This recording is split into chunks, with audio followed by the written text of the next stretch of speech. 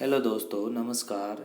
आज हम शिक्षा निदेशालय राष्ट्रीय राजधानी क्षेत्र दिल्ली द्वारा भेजी गई वर्कशीट नंबर 43 का अध्ययन करने जा रहे हैं। इससे पहले हमने पिछली वर्कशीटों में कार्बन एवं उसके यौगिकों से संबंधित अध्ययन किया था। आज हम एक नए टॉपिक के साथ में अध्ययन करने जा रहे हैं। आपका नया टॉपिक है तत्वों का आवर्त वर्गीकरण। देखिए दोस्तों, तत्वों का आवर्त वर्गीकरण एक बोर्ड क्लास के लिए बहुत ही इम्पोर्टेंट टॉपिक है। आपकी 10वीं क्लास में बोर्ड एग्जाम में इससे संबंधित क्वेश्चन जरूर आता है। इस वजह से आप ध्यानपूर्वक इस टॉपिक को समझिए। देखिए, हमारे आसपास के पदार्थ तत्व मिश्रण एवं यौगिक के रूप में उपस्थित रहते हैं। दोस्तों, आपने पिछली कक्षा में 9th क्लास में पढ़ा था तत्व क्या होता है, मिश्रण क्या होता है, यौगिक क्या होता है और परमाणु और अणु क्या होता है। तो अब आपको हम यहाँ बताने जा रहे हैं तत्व मिश्रण और यौगिक के बारे में। तो तत्व क्या होता है, ये एक ही प्रकार के परमाणुओं से, एक ही प्रकार के अणुओं से मिलकर बना होता है। आपको पता है परमाणु, परमाणु से अणु, अणु से तत्व और यौगिक। तो यहाँ पर क्या होता है, तत्व एक ही प्रकार के अणुओं से मिलकर बना होता है, वो तत्व होता है। मिश्रण देखिए यहाँ पर दोस्तों, जो मिश्रण होता है, देखो तत्व तो मैंने आपको बता ही दिया। अब मिश्रण क्या होता है, मिश्रण में मिश्रण होता है, इसमें अणुओं का कोई फिक्स नहीं होता, कितने भी अणु इसमें घुल मिल सकते हैं। फिर है यौगिक, तो एक निश्चित अनुपात में अणुओं का जो मिलन होता है उससे एक नया पदार्थ का निर्माण होता है, उसे यौगिक कहते हैं। और तत्व क्या होता है, एक ही प्रकार के अणुओं से मिलकर बनी हुई संरचना तत्व कहलाती है। तो तत्व यौगिक में अंतर आपको पता चल गया होगा कि तत्व तो एक ही प्रकार के अणुओं से मिलकर बना होता है और यौगिक एक से अधिक प्रकार के अणुओं से का समान अनुपात में मिलने से यौगिक का निर्माण होता है। जैसे H2O, जल एक यौगिक है। तत्व जैसे H2O2, ये तत्व है। ओके दोस्तों, अब हम देखें यहाँ पर तत्व ऐसे पदार्थ है जो एक ही प्रकार के अणुओं से मिलकर बने हैं। अब दोस्तों देखो, इसमें हम आगे बढ़ते हैं। उदाहरण के लिए सोडियम, सोना, मैग्नीशियम आदि, ये सब क्या है, तत्व है। अभी तक देखें दोस्तों, अभी तक कितने तत्व की खोज हो चुकी है, 118 तत्व ज्ञात हो चुके हैं। दोस्तों ध्यान रखना, 118 तत्व, ये क्वेश्चन पूछ लिया जाता है एग्जाम में। 118 तत्व ज्ञात हो चुके हैं। इनमें से केवल 98 तत्व, 98 तत्व ही प्राकृतिक रूप से है। ये भी आपको याद रखना है दोस्तों। अब हम दोस्तों इसमें आगे बढ़ते हैं। देखिए आप, 98 तत्व प्राकृतिक रूप से पाए जाते हैं। अब देखो यहाँ पर ये इतना हमने पढ़ लिया। इसके बाद में आपके दिमाग में क्वेश्चन आ रहा होगा कि वर्गीकरण, यहाँ पर एक तत्वों का आवर्त वर्गीकरण की क्यों जरूरत पड़ी है और आवर्त वर्गीकरण क्या होता है। तो दोस्तों हम इसके बारे में पढ़ने जा रहे हैं। देखो, वर्गीकरण की आवश्यकता क्यों पड़ी। अब यहाँ पर देखो दोस्तों, तत्वों को सुव्यवस्थित ढंग से पढ़ने के लिए तथा उनके अध्ययन को आसान बनाने हेतु उनको वर्गीकृत किया गया। सबसे पहले ज्ञात तत्वों को धातु एवं अधातु में वर्गीकृत किया गया। जैसे जैसे तत्व एवं उनके गुण धर्मों के बारे में हमारा ज्ञान बढ़ता गया, वैसे वैसे वर्गीकृत करने के प्रयास किए गए। दोस्तों आपको पता है, आवश्यकता आविष्कार की जननी होती है। तो जैसे जैसे हमें आवश्यकता पड़ती गई, हम तत्वों को वर्गीकृत करते गए। अब देखो दोस्तों, इसमें हम आगे बढ़ते हैं।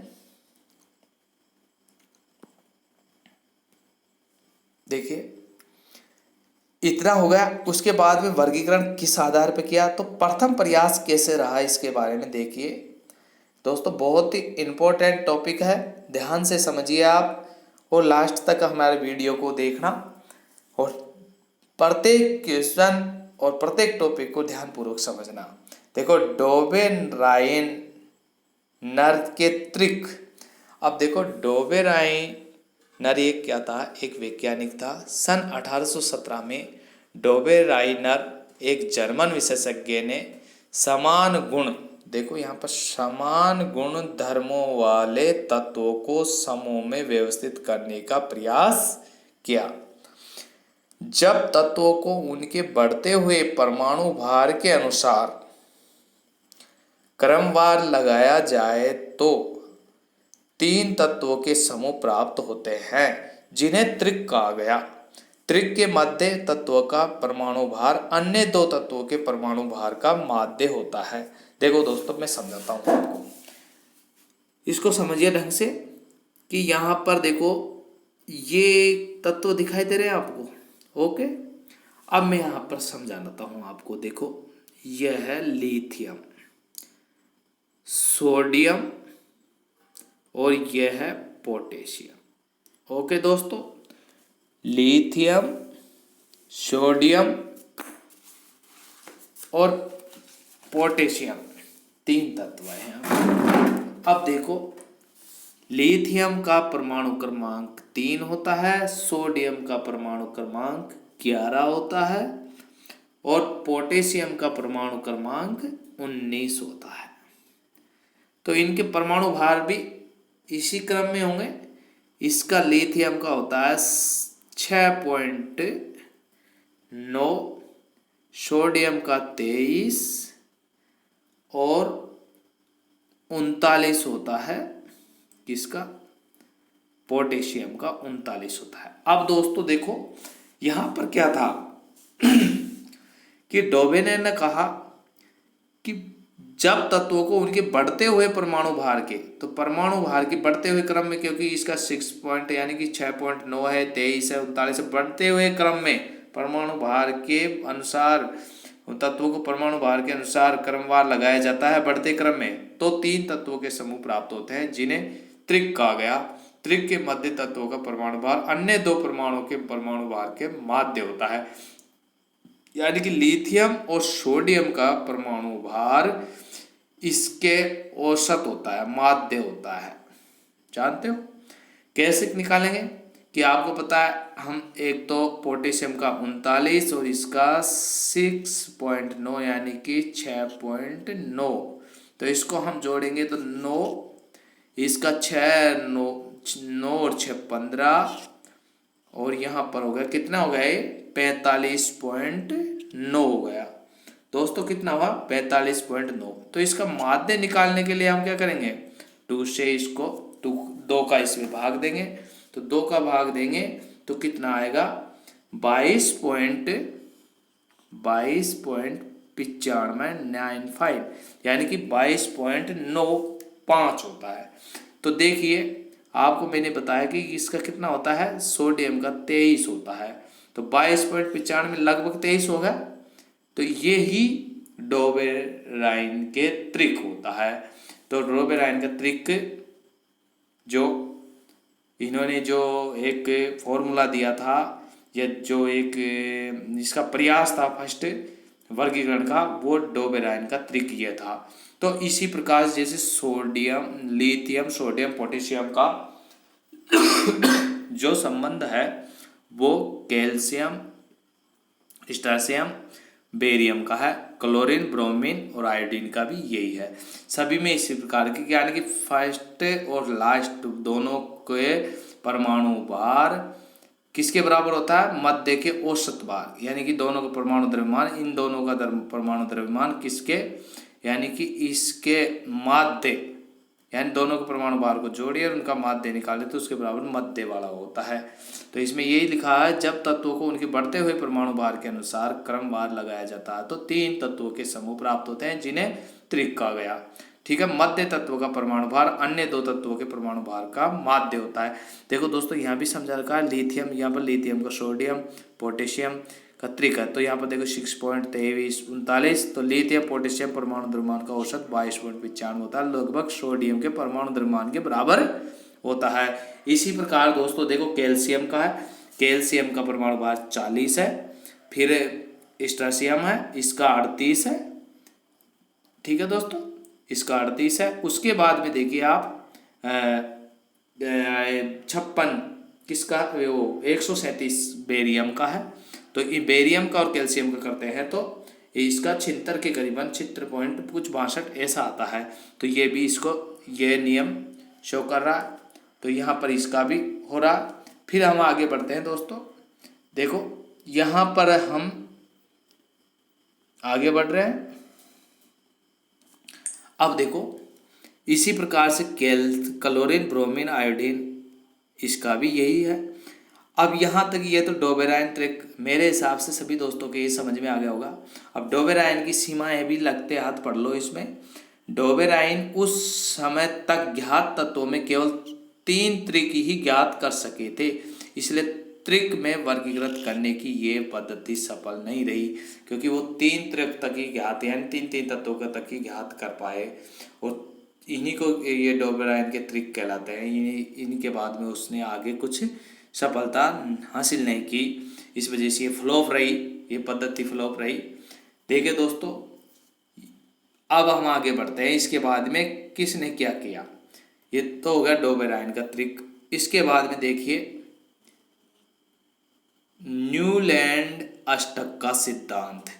न्यूलैंड अष्टक ये भी क्या था, एक वैज्ञानिक था।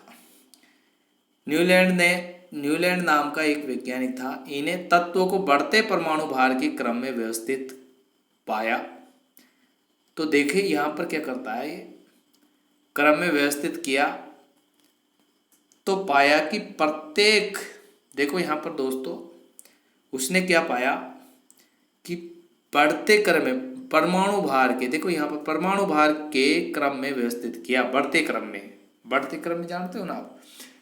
तो पाया कि प्रत्येक 8वें तत्व के गुण पहले तत्व के समान थे। इसकी तुलना संगीत के अष्टक से की गई, इसलिए इसे अष्टक का सिद्धांत कहते हैं। आपको पता है संगीत का अष्टक क्या होता है, सा रे गा मा पा धा नी सा। तो आपको सारे देखो सा, ये फिर एक हो गया, 2 3 4 5 6 7 हो गए। तो सा रे गा मा पा धा नी सा।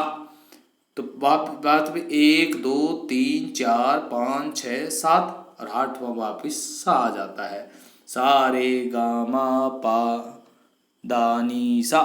तो 7 तो 8वें भी आ जाता है। इसी प्रकार से देखो हाइड्रोजन है, यहाँ से hydrogen, lithium, barium, boron, carbon, nitrogen, oxygen.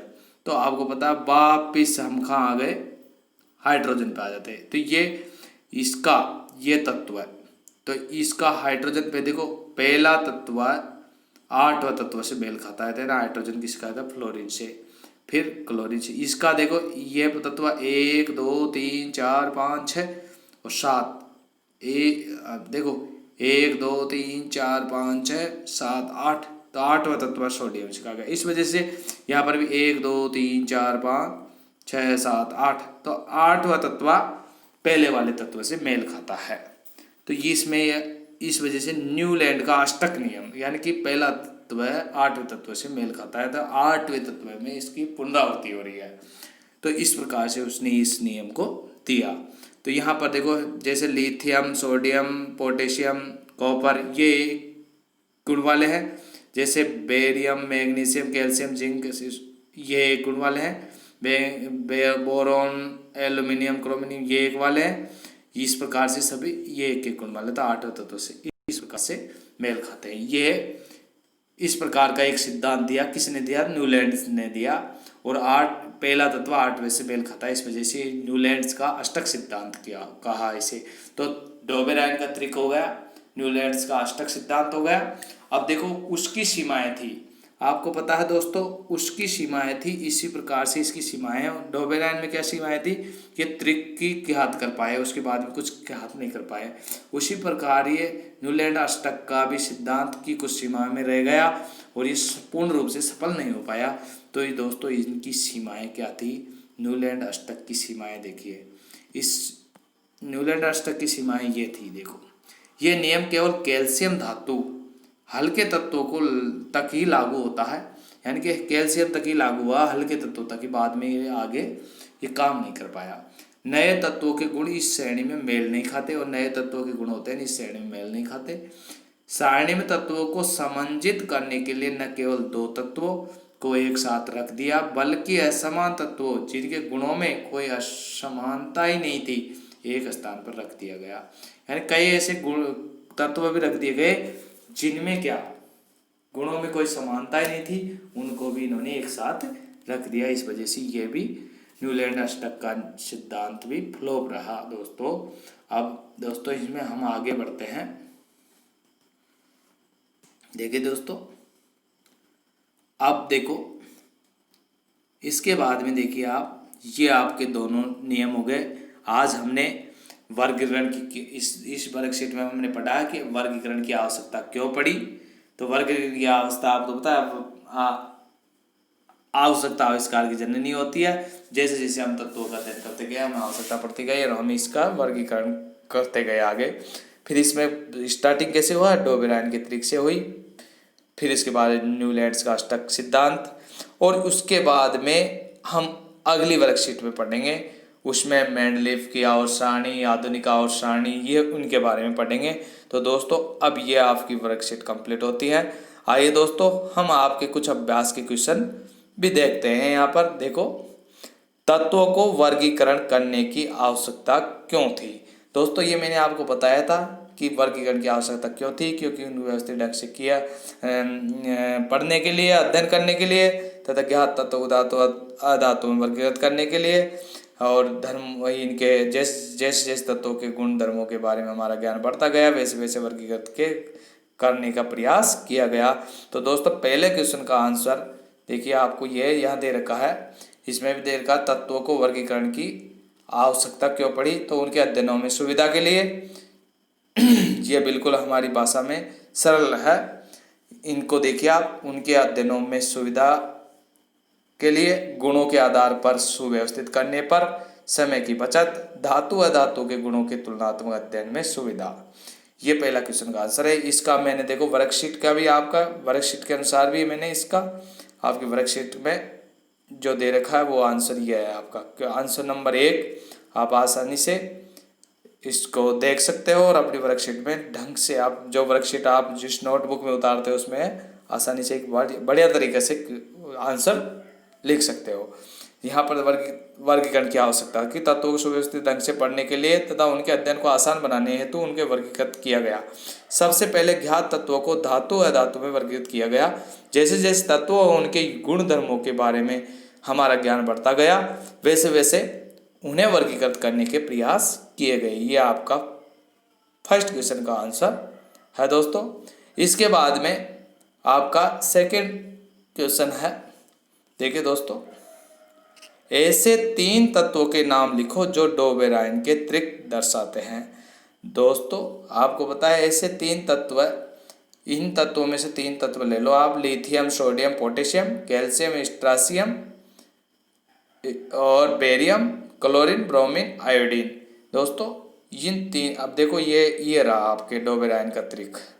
तो इसमें से आप कोई भी 3 तत्व इस हिसाब से ले सकते हो। जैसे लिथियम, सोडियम, पोटेशियम ले लिया, calcium, strontium, barium, chlorine, bromine, iodine. तो ये डोबेराइन के त्रिक हो गए दोस्तों।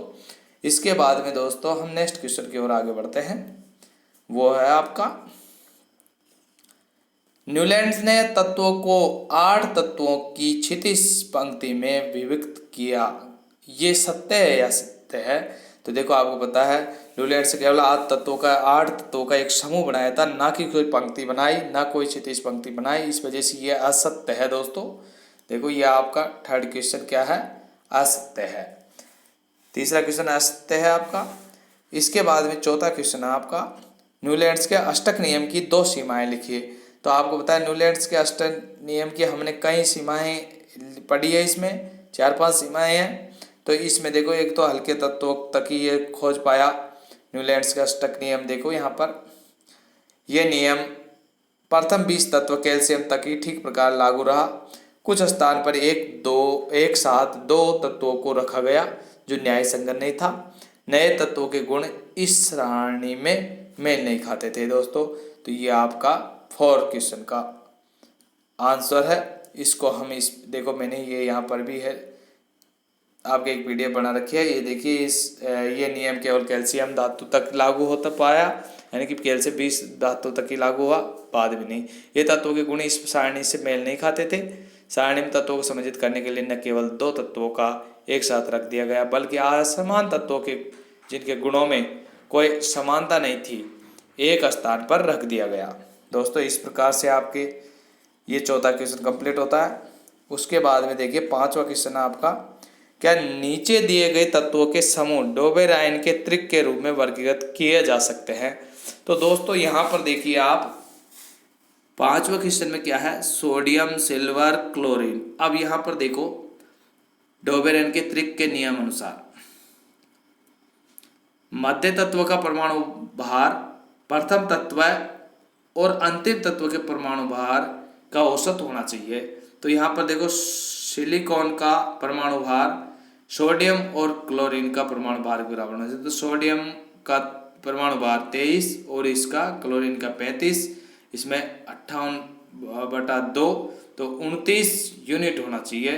तो यहाँ पर देखो सिलिकॉन का कितना है, 28 है, ठीक है। और सिलिकॉन का गणनात्मक भार इस प्रकार से 29 आया यहाँ पर। तो ये लगभग पूरा नहीं हो रहा, इस वजह से ये आपका ये डोबेराइन त्रिक को नहीं दर्शाता। ओके दोस्तों, ये आपका जो फर्स्ट है क्वेश्चन नंबर फर्स्ट 5 का फर्स्ट पॉइंट है, ये असत्य है, यानी कि ये क्या है, डोबेराइन का त्रिक नहीं दर्शा रहा। उसके बाद में देखिए सेकंड है मैग्नीशियम का परमाणु भार, बेरियम का परमाणु भार और कैल्शियम का परमाणु भार का औसत है। तो यहाँ पर बेरियम का 9 और कैल्शियम का 40, तो 49/2 यानी 2 है। तो इसका कितना हुआ, 24.5 यूनिट हुआ। और ऐसे मैग्नीशियम का परमाणु भार कितना होता है, 24 होता है। तो 24.5 और 24 लगभग है, तो इस यानी कि ये बिल्कुल लगभग है। तो औसत भार है, तो औसत भार लगभग समान आता है, ये डोबेराइन के त्रिक को दर्शाता है। तो पहला वाला ऑप्शन नहीं दर्शाता और दूसरा वाला डोबेराइन के त्रिक को दर्शाता है। मैं उम्मीद करता हूँ दोस्तों आपकी ये वर्कशीट कंप्लीट रूप से समझ में आ गई होगी। यदि फिर भी किसी दोस्त को कोई डाउट हो तो वो मेरे पर्सनल नंबर पर मेरे से संपर्क करके अपनी डाउट क्लियर कर सकता है।